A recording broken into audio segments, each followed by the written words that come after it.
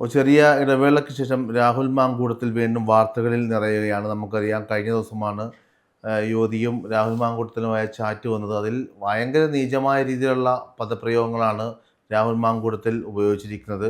ഒരു തനി ഒരു നാറിയ സംഭാഷണമാണ് അദ്ദേഹത്തിൻ്റെ ഭാഗത്തുനിന്ന് ഉണ്ടായത്. എന്നാൽ ഇന്നിപ്പോൾ മാധ്യമങ്ങൾ പ്രതിപക്ഷ നേതാവ് വി ഡി സതീശനെ കണ്ടപ്പോൾ പറഞ്ഞത് ഒരു തവണ നടപടി എടുത്തതാണല്ലോ, അപ്പോൾ ഇനി നടപടി എടുക്കാം. കാരണം സതീശൻ പറഞ്ഞത് സാങ്കേതികമായ അർത്ഥത്തിൽ ശരിയുമാണ്. കാരണം പാർട്ടിയിലെ പ്രാഥമിക അംഗത്തിൽ നിന്ന് അദ്ദേഹത്തെ സസ്പെൻഡ് ചെയ്തു. മാത്രമല്ല അദ്ദേഹം യൂത്ത് കോൺഗ്രസിൻ്റെ സംസ്ഥാന അധ്യക്ഷനായിരുന്നു. അധ്യക്ഷ സ്ഥാനത്ത് നിന്ന് അദ്ദേഹത്തെ നീക്കം ചെയ്യുകയും ചെയ്തു.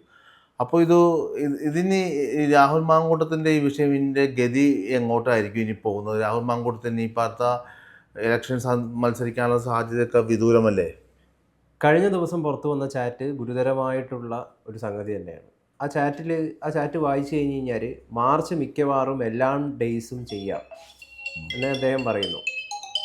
പിന്നെ പറയുന്നു നീ പ്രഗ്നൻ്റ് ആകാൻ റെഡിയാകൂ എന്ന് രാഹുൽ മാങ്കൂട്ടത്തിൻ്റെ ചാറ്റിൽ കാണുന്നു. അപ്പോൾ ഈ സ്ത്രീയുടെ മറു സംഭാഷണം പിൽസ് മുഖ്യമാണ് എന്ന്. അപ്പോൾ രാഹുൽ പറയുന്നു നോ എന്ന്. രാഹുൽ മാങ്കൂട്ടത്തിലാണ് ഈ സംഭാഷണം അദ്ദേഹത്തിൻ്റെതാണെങ്കിൽ പിൽസ് മുഖ്യമെന്ന് പറയുമ്പോൾ എന്തിനാണ് അദ്ദേഹം നോ പറയുന്നത്? ഇതൊരു പ്രധാനപ്പെട്ട ചോദ്യമാണ്. എന്തിനാണ് അദ്ദേഹം അപ്പോൾ ഈ കുട്ടിയെ വേണമെന്ന് രാഹുൽ മാങ്കൂട്ടത്തിന് താല്പര്യമുണ്ടായിരുന്നു. നേരത്തെ വന്ന സംഭാഷണത്തിൽ 2 മാസം മുമ്പ് വന്ന സംഭാഷണത്തിൽ രാഹുലിൻ്റെതാണെന്ന് നമുക്ക് കരുതപ്പെടുന്ന ആ സംഭാഷണത്തിൽ പറയുന്നത് എന്താ?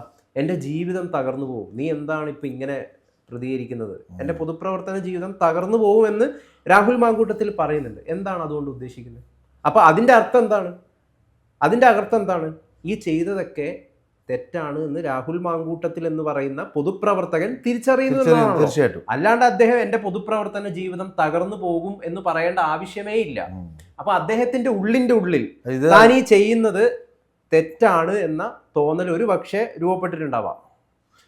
ഇവിടെ 2024 ഒക്ടോബർ നവംബർ മാസങ്ങളിലാണ് പാലക്കാട് ഉപതെരഞ്ഞെടുപ്പ് ഉണ്ടാവുന്നത്.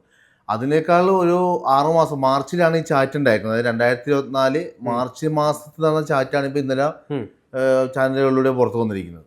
ഇപ്പം ഇവിടെ ഒരു ചോദ്യമേ ഉള്ളൂ. പിന്നീട് അദ്ദേഹം വൈ എന്ന് ചോദിക്കുന്നുണ്ട്. ഈ പെൺകുട്ടി നോ എന്ന് പറഞ്ഞപ്പോൾ അദ്ദേഹം വൈ എന്താണ് ഈ പെൺകുട്ടി വൈ എന്ന് ചോദിക്കുന്നുണ്ട്. അപ്പോൾ അദ്ദേഹം പറയുന്നത് വീണ്ടും സ്ഥാപിക്കുന്നു, I wanna make you pregnant, എനിക്ക് നിന്നെ ഗർഭിണിയാക്കണം. അങ്ങ് മുട്ടിയിരിക്കുകയാണ് ഗർഭിണിയാക്കാനായിട്ട്. I wanna make you pregnant, നമ്മുടെ കുഞ്ഞ് വേണം എന്ന് അദ്ദേഹം പറഞ്ഞിട്ടുണ്ട്. അദ്ദേഹത്തിൻ്റെതാണ് എന്ന് വിശ്വസിക്കുന്നതുകൊണ്ടാണ് നമ്മളിതിപ്പം പറയുന്നത്. അങ്ങനെയാണ് ആരോപിക്കപ്പെടുന്നത്. ഇതിനിടയിൽ എന്ത് സംഭവിച്ചു എന്നുള്ളതാണ് നമുക്ക് അറിയാനുള്ളത്. ഇതിനിടയിൽ എന്താണ് സംഭവിച്ചത്? ഈ പറഞ്ഞ രാഹുൽ മാങ്കൂട്ടത്തിൽ പിന്നെ എന്തുകൊണ്ട് ഈ ഗർഭചിത്രം വേണ്ട, അല്ലെങ്കിൽ എന്താണ് നിനക്കൊന്ന് ആലോചിച്ചൂടെ? ആ പെണ്ണിനെ അദ്ദേഹത്തിന് നിർബന്ധിപ്പിക്കുന്നതായിട്ട് നമുക്ക് നിർബന്ധിപ്പിക്കുന്നതായിട്ട് തീർച്ചയായിട്ടും തോന്നില്ല. പക്ഷെ ആ കുട്ടീനെ കൺവിൻസ് ചെയ്യുന്നത് എന്താണ്, നിനക്ക് എന്തിനാണിത്, വലിയ പ്രശ്നമാവില്ലേ, നിനക്ക് മാനേജ്, കഴിഞ്ഞ ദിവസം പുറത്തു വന്ന കാര്യത്തിലും അദ്ദേഹം പറയുന്നു നിനക്ക് മാനേജ് ചെയ്യാൻ പറ്റുകയാണെങ്കിൽ മാനേജ് ചെയ്തോ, എനിക്ക് കുഴപ്പമില്ല എന്നും അദ്ദേഹം പറയുന്നുണ്ട്. ഈ മനംമാറ്റം എങ്ങനെ സംഭവിച്ചു? അപ്പോൾ ഇവിടെ പരിശോധിക്കേണ്ടത് എന്താ? പൊതുപ്രവർത്തകനാണ് എന്ന് പറയുന്ന ആ ഇമേജ് വെച്ചുകൊണ്ട്, താനെന്തോ വലിയ സംഭവമാണ് എന്നുള്ള ആ ഇമേജ് വെച്ചുകൊണ്ട് ഇങ്ങനെ നാട്ടിലുള്ള പല പെമ്പിള്ളേരെയും വലവീശി പിടിക്കാനായിട്ട് രാഹുൽ മാങ്കൂട്ടത്തിൽ എന്ന് പറയുന്ന പൊതുപ്രവർത്തകൻ ശ്രമിച്ചിരുന്നോ? അങ്ങനെ ശ്രമിച്ചിരുന്നെങ്കിൽ, എങ്ങനെ ശ്രമിച്ചിരുന്നെങ്കിൽ, നമ്മൾ സാധാരണക്കാർ ശ്രമിച്ച പോലെയല്ല, ഒരു പൊതുപ്രവർത്തകൻ, ഒരു MLA എന്ന് പറയുന്ന ഇമേജ് വെച്ചുകൊണ്ട് ഇങ്ങനെ കബളിപ്പിക്കാൻ ഇയാൾ ശ്രമിച്ചിരുന്നു എന്നുള്ളതാണ് അന്വേഷിക്കേണ്ടത്. അങ്ങനെ ചെയ്തിട്ടുണ്ടെങ്കിൽ, ഇപ്പോഴും ഇത് ആരോപണമാണ്, അന്വേഷണം നടന്നുകൊണ്ടിരിക്കുകയാണ്, കോടതിയിൽ തന്നെ എത്തണം, കോടതി തന്നെയാണ് വിധിക്കേണ്ടത്, ഞാനോ നിങ്ങളോ മാധ്യമങ്ങളോ ഒന്നും അല്ല വിധിക്കേണ്ടത്. എങ്കിലും അങ്ങനെ ചെയ്തിട്ടുണ്ടെങ്കിൽ നമ്മളുടെ ഒരു ധാർമ്മികതയുടെ പുറത്ത് നമുക്ക് പറയാൻ പറ്റും അദ്ദേഹം കാണിച്ചത് ശരിക്കും പറഞ്ഞു കഴിഞ്ഞാൽ നെറുകേട് തന്നെയാണെന്ന്. പ്രത്യേകിച്ചും കഴിഞ്ഞ ദിവസം പുറത്തു വന്ന ഈ ചാറ്റ് സംഭാഷണത്തിൻ്റെ അടിസ്ഥാനത്തിൽ അങ്ങനെ തന്നെ അങ്ങനെ തന്നെയാണ് പറയേണ്ടത്. പിന്നെ അദ്ദേഹത്തിന് എന്തുകൊണ്ട് ഈ പിന്തുണ കിട്ടുന്നു എന്ന് വെച്ച് കഴിഞ്ഞാൽ, നമുക്കറിയാം 2013 സോളാർ കേസ്, സരിത ഉന്നയിച്ച വിഷയങ്ങൾ, അതിൽ ഉമ്മൻചാണ്ടിയെ എങ്ങനെയാണ് കുടുക്കിയതെന്ന്, പിന്നീട് 2022 CBI കോടതി തന്നെ അദ്ദേഹത്തിന് ക്ലീൻ ചിറ്റ് നൽകുന്നു, സരിത പറഞ്ഞത് മുഴുവൻ കള്ളമാണ് എന്ന് പറയുന്നു. അപ്പോൾ ഒരു പാർട്ടിയെയും ഒരു നേതാവിനെയും ഇത്തരത്തിലുള്ള ഗർഭകഥകളിലൂടെ അല്ലെങ്കിൽ ഈ സെക്ഷൽ എലിഗേഷനിലൂടെ കുടുക്കാനായിട്ട് ഇവിടെ പ്രതിപക്ഷത്തിരിക്കുന്ന പാർട്ടികൾ അന്നത്തെ കാലത്ത് LDF ഒക്കെ ശ്രമിച്ചിട്ടുണ്ടായിരുന്നു. ഇത് ജനങ്ങളുടെ ഉള്ളിൽ വല്ലാതെ നീറിപ്പോകുന്നുണ്ട് ഈ വിഷയം. ഉമ്മൻചാണ്ടിയുടെ പ്രതിച്ഛായ മൊത്തം കള്ളക്കേസിൻ്റെ പുറത്ത്, കള്ള ആരോപണങ്ങളുടെ പുറത്ത് തകർത്ത് കളഞ്ഞു എന്നുള്ളത്. അതിൻ്റെ ഒരു പിന്തുണ തീർച്ചയായിട്ടും രാഹുലിന് കിട്ടുന്നുണ്ട്.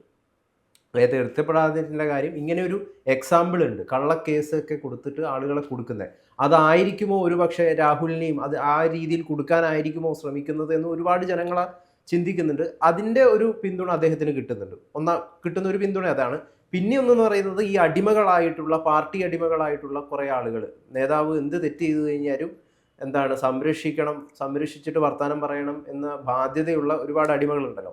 ആ അടിമകളുടെ പിന്തുണ കിട്ടുന്നുണ്ട്. അങ്ങനെ 2 തരത്തിലുള്ള പിന്തുണയാണ് നിലവിൽ, അവരാണ് നമ്മൾ സൈബർ വെട്ടുക്കളി കൂട്ടങ്ങൾ എന്ന് പറയുന്നത്, രാഹുലിന് കിട്ടുന്നത്. പക്ഷെ കഴിഞ്ഞ ദിവസം പുറത്തു വന്ന ആ ചാറ്റ് സംഭാഷണം അത് ഭയങ്കര ഗുരുതരമായിട്ടുള്ള വിഷയമാണ്. കാരണം ഒരു സ്ത്രീക്ക് ഗർഭമുണ്ടാകുക, ഒരു കുട്ടീനെ ധരിക്കുക എന്നൊക്കെ പറയുന്നത് അവരെ സംബന്ധിച്ചിടത്തോളം വളരെ പവിത്രം അല്ലെങ്കിൽ വളരെ ഇമ്പോർട്ടൻ്റ് ആയിട്ടുള്ളൊരു കാര്യമാണ്. അങ്ങനെ ഒരു കാര്യം പറഞ്ഞുകൊണ്ട്, ഒരു വാഗ്ദാനം നൽകിക്കൊണ്ട് തൻ്റെ വരുതിയിലാക്കുക, എന്നിട്ട് വഞ്ചിക്കുക എന്ന് പറയുന്ന ഒരു സമീപനം രാഹുൽ ഇവിടെ സ്വീകരിച്ചിട്ടുണ്ടോ എന്നുള്ളതാണ്.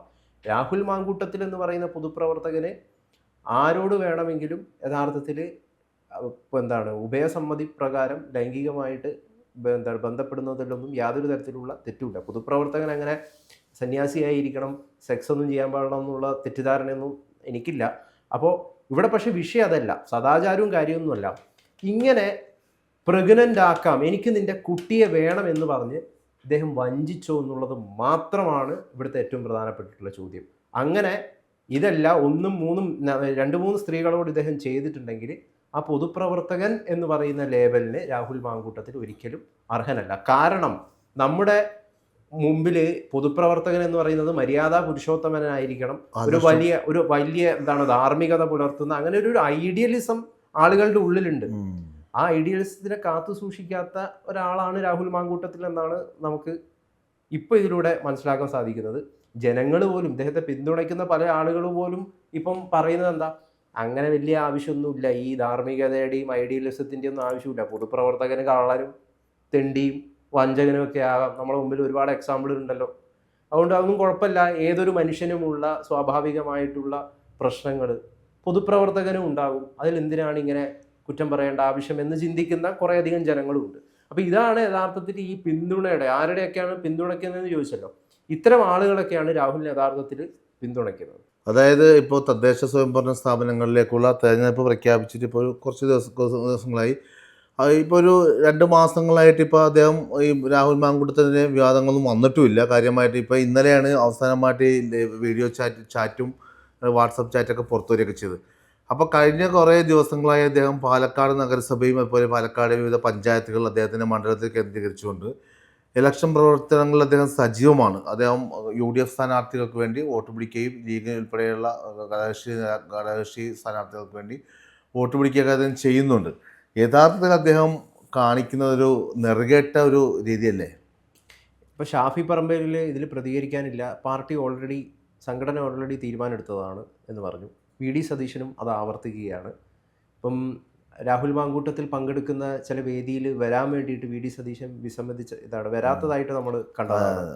K മുരളീധരൻ ശക്തമായിട്ട് ഇതിനെതിരെ പ്രതികരിക്കുന്നു. അപ്പോൾ തീർച്ചയായിട്ടും ഇതിൻ്റെ ഉള്ളിൽ ഇദ്ദേഹത്തിനെതിരെ ഒരു പുകയുന്നുണ്ട് എന്നുള്ളതൊരു യാഥാർത്ഥ്യമാണ്. പക്ഷേ ഇദ്ദേഹത്തിന് കിട്ടുന്ന ഒരു വലിയ പിന്തുണ, ആ പിന്തുണയെ പേടിച്ചുകൊണ്ടുള്ള, പ്രത്യേകിച്ചും ഉമ്മൻചാണ്ടിയെ എങ്ങനെയാണ് ഇത്തരത്തിലുള്ള കള്ളക്കേസുകൾ കുടുക്കി, സോളാർ കേസിൽ സരിതയുടെയൊക്കെ അധിക്ഷേപിക്കാനും അദ്ദേഹത്തെ നാണം കെടുത്താനും ഒക്കെ എങ്ങനെയാണ് ശ്രമിച്ചത്, അതിൻ്റെയൊക്കെ പുറത്ത് യഥാർത്ഥത്തിൽ ചെറിയൊരു ബലപ്രയോഗം അത്ര രാഹുലിൻ്റെ വിഷയത്തിൽ കാണിക്കുന്നില്ല എന്നുള്ളതാണ് യാഥാർത്ഥ്യം. പക്ഷേ ഉള്ളിൻ്റെ ഉള്ളിൽ എല്ലാവർക്കും പല യാഥാർത്ഥ്യങ്ങളും അറിയാം എന്നുള്ളതാണ്. ഇനിയിപ്പോൾ ഈ തെരഞ്ഞെടുപ്പിന് വീണ്ടും രാഹുൽ തന്നെ അടുത്ത ദിവസങ്ങളിൽ ചുമതല നയിക്കുകയാണെങ്കിൽ വലിയ തിരിച്ചടി പാലക്കാട് സംഭവിക്കും എന്നും വിലയിരുത്തപ്പെടുന്നുണ്ട്. എന്തായാലും കണ്ടു തന്നെ അറിയേണ്ടതാണ്. കഴിഞ്ഞ ദിവസം പുറത്തു വന്ന ചാറ്റ് സംഭാഷണം അത് ശരിക്കും പറഞ്ഞു കഴിഞ്ഞാൽ ഭയങ്കരമായിട്ടുള്ള ഗുരുതരമായിട്ടുള്ളൊരു സംഭവമാണ്. ഇതിന് പരാതിക്കാരി മുമ്പോട്ട് വരുന്നില്ല എന്നുള്ളതാണല്ലോ ഏറ്റവും, അതായത് ഈ ആരാണോ ഈ സ്ത്രീയുടെ സംഭാഷണം പറയുന്ന സ്ത്രീ പരാതിയായിട്ട് മുമ്പോട്ട് വരുന്നില്ല എന്നുള്ളതാണല്ലോ ഏറ്റവും പ്രധാന പ്രശ്നം എന്ന് പറയുന്നത്.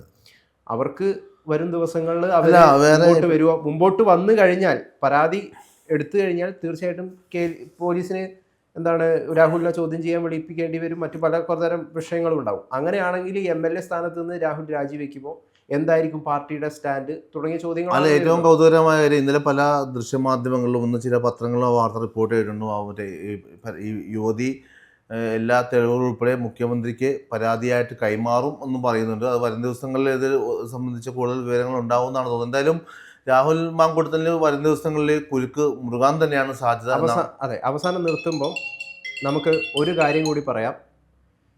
ഈ 2 മാസം മുമ്പ് വന്ന ഫോൺ സംഭാഷണത്തിൽ രാഹുൽ മാങ്കൂട്ടത്തിൽ ഗർഭം ധരിക്കുന്നത് എന്തിനാണ്, ധരിക്കേണ്ട ആവശ്യമില്ലല്ലോ, മറ്റു പല ബുദ്ധിമുട്ടുകളും നിനക്ക് നേരിടേണ്ടി വരില്ലേ, എൻ്റെ ജീവിതം തകർന്നു പോവില്ലേ എന്നൊക്കെ രാഹുൽ പറയുന്നതായിട്ട് നമുക്ക് കേൾക്കാൻ വേണ്ടിയിട്ട് സാധിക്കും. അപ്പം അദ്ദേഹത്തിന് ഗർഭം ധരിക്കുന്നതിനോട് താല്പര്യമില്ല. അങ്ങനെ ഉള്ള രാഹുൽ എന്തിന് ഇങ്ങനെ ഒരു സംഭാഷണം നടത്തി എന്നുള്ളതാണ് ഏറ്റവും പ്രധാനപ്പെട്ട ചോദ്യം. അതായത് എനിക്ക് കുട്ടിയെ വേണം, നിന്നെ പ്രഗ്നൻ്റ് ആക്കണം. ഈ 2 കോൺട്രഡിക്ഷൻ എന്തുകൊണ്ട് സംഭവിക്കുന്നു, അതിനിടയിൽ എന്താണ് സംഭവിച്ചിരിക്കുന്നത്, ഇതാണ് നമുക്ക് പ്രധാനമായിട്ടും അറിയേണ്ട ഒരു കാര്യം.